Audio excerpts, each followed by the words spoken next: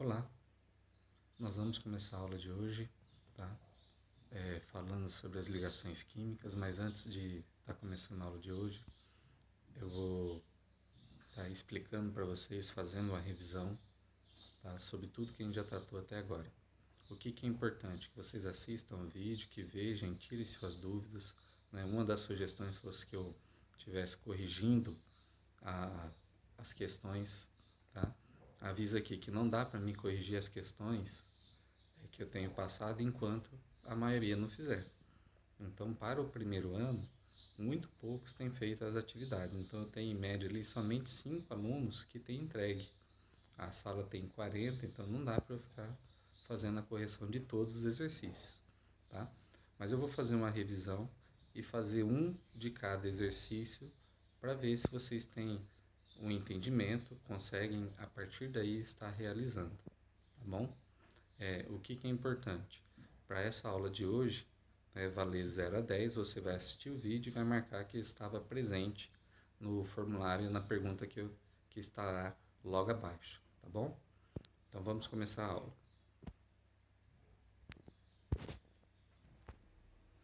Bom, então a nossa primeira aula, tá? Ela começou lá no dia 20 de maio e falava sobre as ligações químicas e a regra do octeto, tá? Então vocês vão estar acompanhando. Eu postei um vídeo explicando o que era a regra do octeto, tá? E pedi para vocês fazer a distribuição eletrônica do potássio, que é o número atômico 19, e do bromo, que é o número atômico 35, tá? E também do magnésio, número atômico 12, e do oxigênio, número atômico 8. E mostrar como é que forma a ligação iônica entre eles, tá? E se esse composto formado entre potássio e bromo ou magnésio e oxigênio, ele obedece à regra do octeto. E você deveria explicar o porquê, tá? Então vamos lá. Eu vou fazer somente um exercício desse. Então eu vou pegar aqui para fazer o magnésio, número atômico 12, e o oxigênio, número atômico 8, tá bom? Então, como que ficaria? Então eu tenho aqui o magnésio, número atômico 12, e oxigênio, número atômico 8. Bom, o que eu tenho que olhar? O que eu falei para vocês é que na regra do octeto, octeto quer dizer 8. O que isso significa? Que todos os átomos, para serem considerados estáveis, ele precisaria ter 8 elétrons na última camada, né, para se comportar como um gás nobre, ou 2 elétrons na última camada, né, para se comportar como gás nobre hélio. Tá? Por que como um gás nobre? Porque o gás nobre ele é estável eletricamente e ele não precisa interagir com mais ninguém. Os outros átomos da tabela periódica, todos eles precisam dessa interação, tá? Então eu vou fazer aqui, ó, um magnésio. Se eu for fazer a distribuição eletrônica, como é que ele vai ficar? 1s2, 2s2, 2p6, 3s2. Então, ó, 2, 4, 10, 12, tá? Esse 1s, 2s, 2p, 3s é lá do diagrama de Linus Pauling, tá? Então assista a aula lá que eu mostrei como que é esse diagrama, a gente já tinha trabalhado ele na sala de aula, tá? O oxigênio, eu vou fazer ó, 1s2, 2s2, 2, 4, 2p4. Então, qual que é a última camada do magnésio? A última camada do magnésio é a camada 3, tá? Quantos elétrons tem na camada 3? 2. A última camada do oxigênio, tá, é a camada 2. Quantos elétrons ele tem? 2 no S, 4 no P. Então, o total que ele tem é 6. O que diz a regra do octeto? né, que todo átomo, para ser considerado estável, ele tem que ter 8 elétrons. Então, se o oxigênio tem 6, significa que ainda falta 2, né? Porque 6 mais 2 dá 8. Então, o que, que vai acontecer? O magnésio vai doar esses 2 elétrons aqui para o oxigênio. Doando esses 2 elétrons aqui, então o oxigênio que tinha 6 recebe 2, vai ficar com quanto? 8. E vai ficar estável. Só que quando o magnésio doar esses elétrons aqui, essa terceira camada do magnésio deixa de existir. E aí o que, que acontece? A terceira camada do magnésio passa a ser a camada 2. Nessa camada 2 aqui, ele já tem 8 elétrons, não é? Porque ele tem 2 no S e 6 no P. Então, 6 mais 2, 8. Então, para o magnésio é importante doar esses 2 elétrons e para o oxigênio é importante receber esses 2 elétrons. Então, o que, que ia acontecer? Tá? Então, o que, que eu teria aqui? Então, eu teria que o magnésio ele vai doar 2 elétrons. Por que mais? Porque elétron é carga negativa, ele está saindo do átomo, então significa que vai sobrar carga positiva no magnésio. Como eu tirei 2 elétrons, vai sobrar 2 positivas. E o oxigênio, né? Ele vai receber os 2 elétrons, tá? Do magnésio.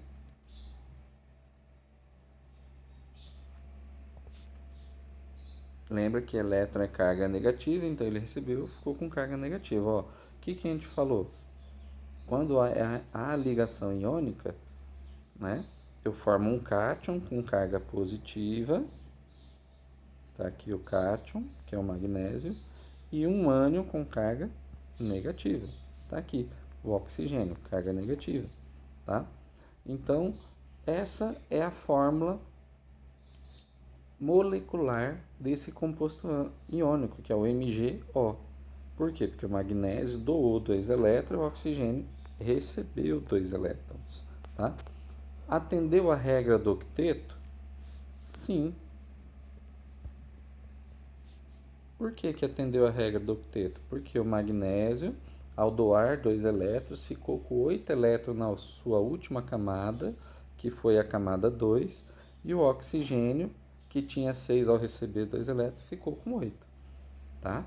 Então, atende à regra do octeto? Sim, porque um do elétron para o outro. Beleza? Então era isso que era para fazer nessa aula, tá bom?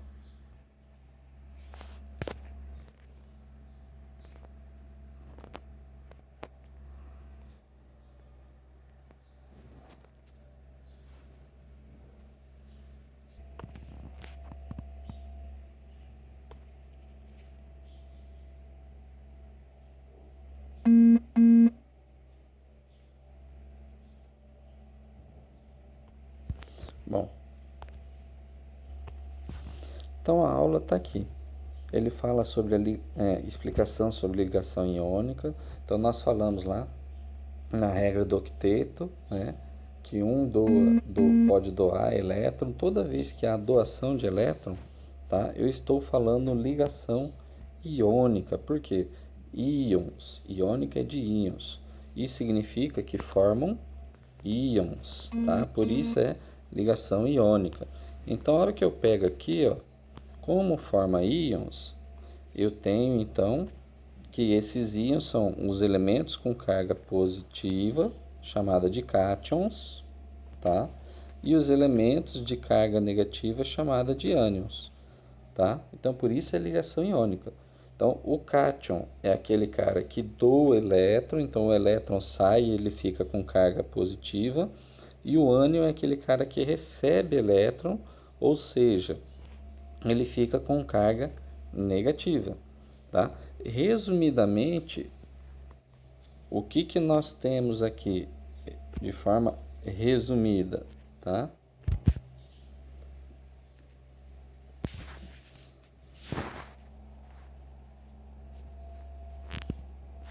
Então, ó, que toda ligação iônica ela é feita por um metal e um não metal, tá? Então, toda ligação iônica ela é feita por um metal e um não metal, ou pelo metal e o hidrogênio, tá? Como que eu sei quem é metal e quem é não metal? Tá? Aí eu vou olhar na tabela periódica. Lembra que vocês podem consultar a tabela periódica sempre, tá bom? Então eu vou dar uma olhadinha na tabela periódica. Vamos olhar a tabela periódica para ver quem são os. Então aqui eu peguei para vocês a tabela periódica, então eu baixei uma. Vocês podem baixar qualquer uma, tá? Então vai depender de cada tabela. Toda tabela ela tem uma legenda, tá? Então essa tabela, a legenda dela está aqui, ó. Tá vendo? O símbolo dele, ó, símbolo, tá? O número atômico, aonde está, tá? O nome do elemento, a massa onde fica, tá? O período que ela pertence, e eu tenho logo abaixo aqui, tá? As cores da tabela indicando se ela, quem são os metais, quem são os não metais, ó, metal alcalino, que é uma característica, metal alcalino terroso, metal de transição, tá? Metais representativos, semimetais, halogênios, gases nobres, lantanídeos e actinídeos. Então eu vou mostrar aqui para vocês, ó, de acordo com o que ele me falou, né? Então aqui, ó, essa linha aqui é os metais alcalinos terrosos, tudo são metais. Metais de transição, que é toda essa parte azul aqui, tá? Metais representativos, tá? Aí eu tenho os semimetais, que é essa partezinha aqui. Eu tenho aqui os não metais, que é isso aqui, tá? Junto com os halogênios, e o azul aqui, os gases nobres. Embaixo, lantanídeos, actinídeos, tá? Então é isso que eu tenho. Então quando eu falei que uma ligação iônica é feita, tá, por um metal e um não metal, o que que acontece? Então eu tenho, tá, que olhar na tabela periódica se esse elemento aqui, ó, tá? Se esse elemento ele é dos metais, que vem essa parte aqui, toda essa parte aqui, tá? Se ligando ou com o hidrogênio ou com um não metal, tá?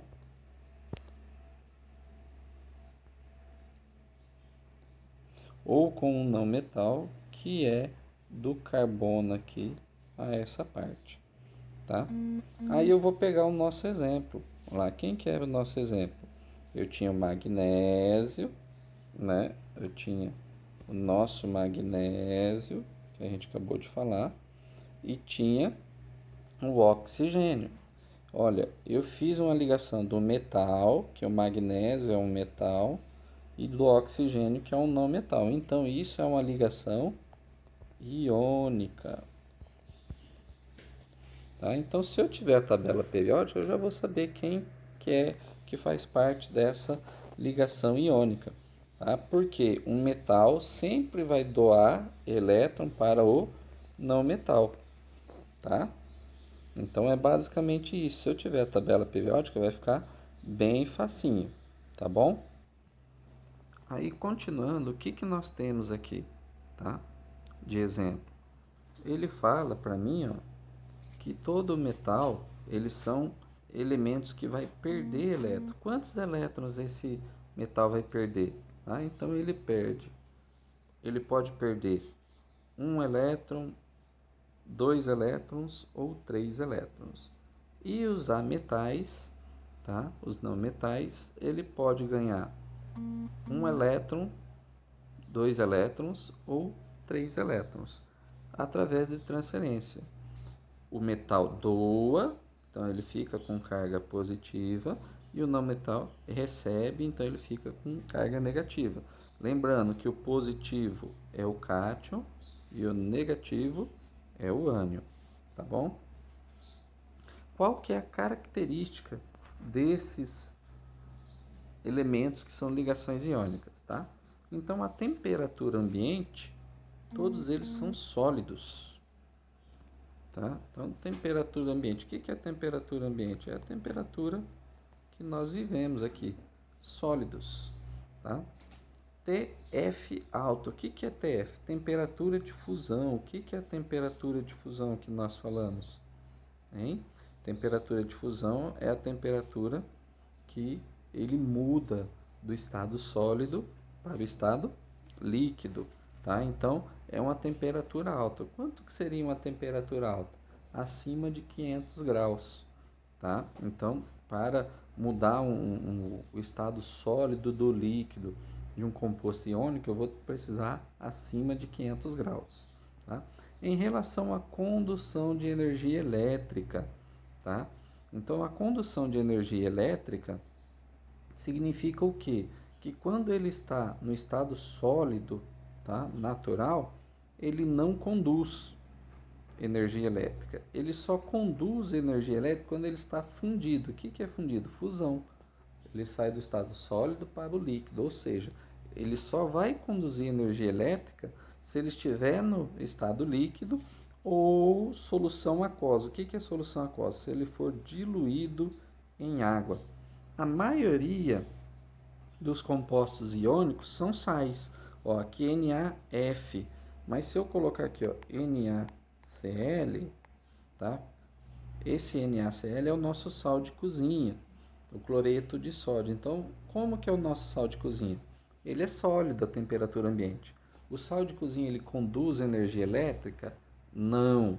Se eu passar corrente elétrica ali no cristal do sal ali, colocar a mão, eu não levo choque. Agora, se eu pegar esse sal, né, dissolver ele em água e passar a corrente elétrica nessa água com sal, ele vai conduzir? Vai. E aí ele vai dar choque. Então é isso, condução de energia elétrica no estado sólido não conduz, mas se ele estiver no estado líquido ou dissolvido em água, ele vai conduzir energia elétrica, tá? Bom, o que nós temos aqui então? Agora os exercícios. Basicamente a ligação iônica é isso, tá?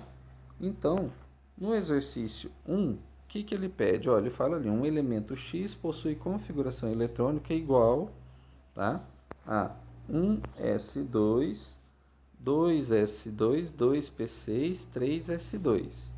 Tá? Então eu vou olhar aqui, ó, qual que é a última camada desse elemento? É a camada 3. Quantos elétrons ele tem? 2. Então, na última camada, ele tem 2 elétrons. Tá? O elemento Y, a última camada, é a camada 2. Tá? Quantos elétrons tem? 2 no S, 4 no P. Então, ele tem um total de 6 elétrons. Tá? É a mesma coisa que nós falamos ali na primeira aula, ó.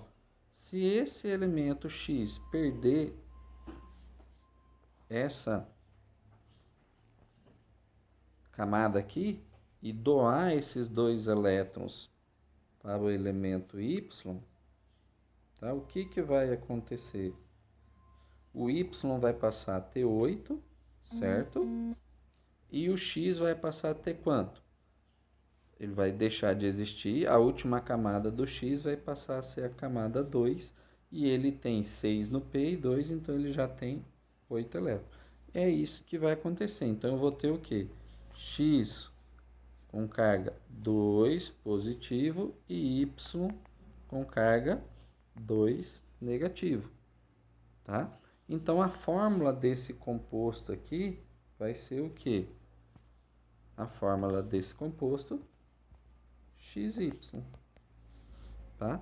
Porque o X vai doar esses 2 elétrons da última camada e o Y vai receber esses 2 elétrons da última camada. É só isso, tá? Bom, no próximo exercício, o que ele fala no próximo exercício? Para você olhar na tabela periódica e marcar a alternativa em que todos os compostos possuem somente ligação iônica. Então aí eu vou olhar, tá? O que é a ligação iônica? O que a gente falou na ligação iônica? Né? Que ele é formado por um metal e um não metal, e um metal e o hidrogênio, tá? Então aí eu vou olhar, ó, o Ca é metal, na letra A aqui que eu estou olhando, tá? Ca é metal, o oxigênio é não metal, então isso é ligação iônica, tá? Aí eu tenho Mg é metal, magnésio, Cl é não metal, beleza, tem ligação iônica. Agora, o HCl, H, hidrogênio, hidrogênio não é metal e o Cl também é não metal. Então eu tenho 2 não metais aqui. Se eu tenho 2 não metais, esse aqui não pode ser ligação iônica. Só é ligação iônica o Ca e o Mg. Bom, ele pede ali, com auxílio da tabela periódica, marque a alternativa que em todos são ligação iônica. Então a letra A não é. Tá? Então aí vocês vão fazer a letra B, a letra C, a D e a E, até achar todo mundo que é ligação iônica. Tá bom? Então vamos lá para o outro exercício, o exercício 3. Então, o que diz o exercício 3? A propriedade exibida por um certo material pode ser explicada pelo tipo da ligação química. Aí ele falou qual que é a propriedade? Alta temperatura de fusão, boa condutividade elétrica em solução aquosa. O que é solução aquosa? É dissolvida em água. E mau condutor no estado sólido. Então tudo isso aqui que a gente falou é do que? A gente acabou de ver. Toda essa situação aqui corresponde a qual tipo de composto? Composto iônico, tá? Então eu tenho aqui o meu composto iônico. Bom, com base nisso que eu já identifiquei, eu vou marcar X naquilo que corresponde. Beleza? Bom, essa foi a aula 2. Agora nós vamos para a aula 3. Bom, a aula 3 foi no dia 3 de junho, tá? Era nomenclatura dos compostos iônicos, tá? Eu já fiz a correção dessa atividade, então eu não vou fazer uma explicação. Por quê? Porque nessa atividade aqui basta você olhar esse vídeo, tá? Que já está aqui ó, escrito ó, no mural da sala, ó, tá no mural da sala, esse vídeo aqui, ó, correção da atividade nomenclatura de compostos iônicos. Assiste ele que você já vai conseguir fazer, tá? Mas eu só vou entrar aqui para a gente ver o que era a orientação. Então, a orientação, ó, o Cauã já entregou, vou fazer a correção. Era você assistir o vídeo aqui sobre ler o conteúdo, e aqui eu tenho a tabela de cátions e ânions, tá? Então, para dar nome aos compostos, o que eu preciso? É só identificar quem que é o primeiro elemento. Então, eu vou pegar lá o que a gente acabou de fazer, ó, tá? A gente acabou de fazer ele, que é o Ca ali e o O, tá? Então, ó, quem que é o positivo? O positivo que a gente falou sempre é o primeiro, então é o Ca. O O é negativo, tá? Então, para me dar nome, eu vou olhar na tabela. O positivo é cátion, Ca. Vou procurar o Ca aqui, tá bom? Vou procurar o Ca aqui, ó, na tabela, ó. Achei. Ó o Ca aqui. O nome dele é cálcio, tá? Agora eu vou procurar aqui na tabela o O. Só que eu vou procurar na tabela de ânions, tá? Vou procurar aqui o O, ó, ânions. Aonde está o O aqui? Achei. Ó, o O aqui embaixo, ó. Óxido. Então, para minha fórmula que eu tinha aqui, ó. Opa. Só um pouquinho, porque esse negócio... Então, para minha fórmula que eu tinha, que era CaO, aí como é que eu vou dar o nome?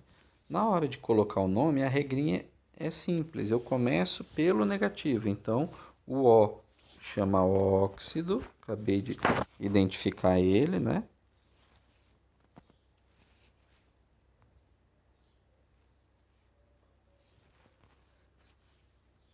Ai, meu Deus.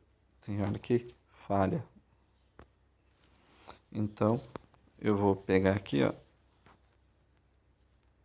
Então, eu vou escrever óxido,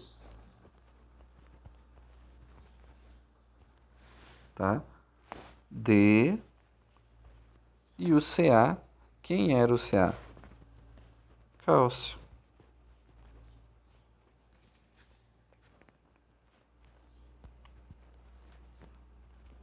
Tá? Então, a fórmula CaO é óxido de cálcio. Tá? A fórmula é o cátion primeiro, ânion depois. Na hora de colocar o nome, coloco o negativo primeiro, óxido, e o positivo depois, cálcio. Tá? Então é para fazer isso. Você vai pegar ali os elementos e dar o nome. Você vai olhar na tabela e só juntar o nome do ânion com o nome do cátion. Beleza? Então, nós vamos agora para a próxima aula.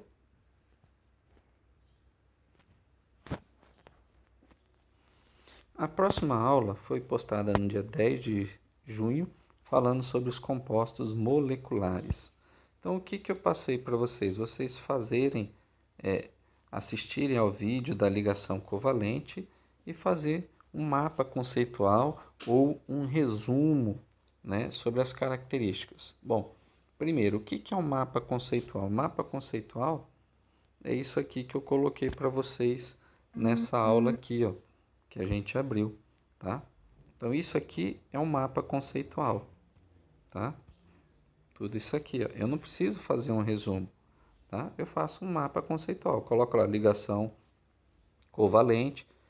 O que acontece na ligação covalente, tá? Então na ligação iônica nós falou que ocorre entre íons, alguém positivo com alguém negativo, que esses íons, um perde elétron e outro ganha elétron, que ele é feito por um metal e por um não metal, que as características dele, a temperatura ambiente, ele é sólido, que ele precisa de alta temperatura de fusão e ebulição e que ele conduz energia elétrica somente no estado líquido ou dissolvido em água, tá? Então eu posso fazer um mapa conceitual, tá? Mas se eu não quiser fazer o mapa conceitual, tá? Eu posso simplesmente fazer o resumo, tá? Então na aula dos compostos moleculares aqui, você vai assistir esse vídeo e fazer um resuminho, tá? Não tem erro, é bem facinho, tá? E é só montar o resumo ou o mapa conceitual, tá bom? Bom, e aí a última aula que eu postei, né? Ela foi sobre como a gente podia melhorar a nossa aula para que a gente possa estar fazendo, tá?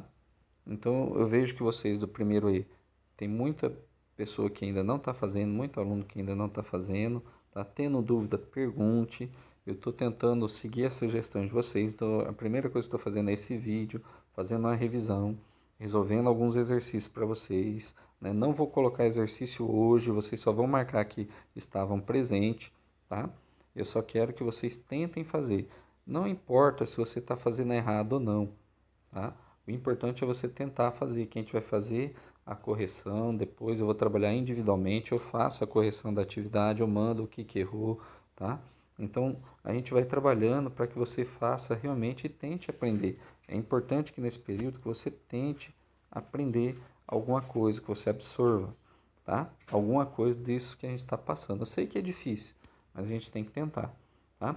E para a próxima semana, eu vou ver se a gente marca uma aula de vídeo chamada, tá? Para que vocês possam estar presentes no horário de aula. Vocês podem estar colocando sugestão no mural aí, tá?